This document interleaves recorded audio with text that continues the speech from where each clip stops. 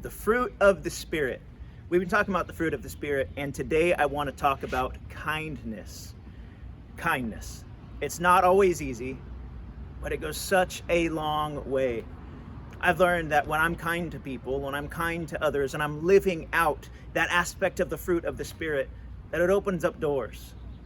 And I love how Paul said it in Romans chapter 2, verse 4, and right at the end, he says, "Did you not know that it's the kindness of God that leads us to repentance?"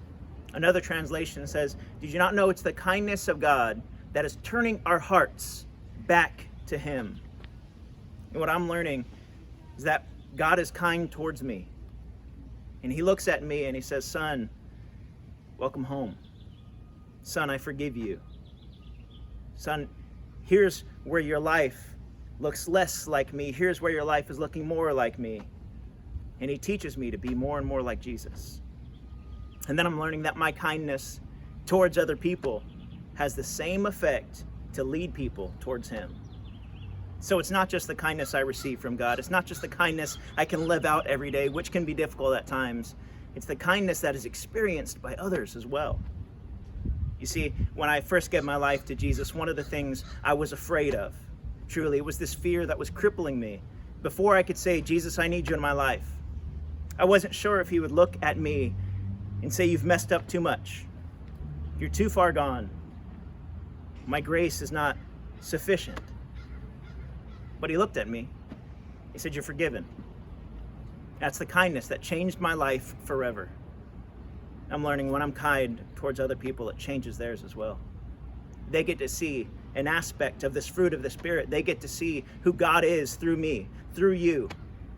You know, I'm here at the church, standing right outside newbreak.church, and what I love is you are a kind church. We talk to many people who come onto our campus, who are joining us online, and they say, "You know, something I love about you guys is that you're kind. You're welcoming. It feels like family. You're a kind church."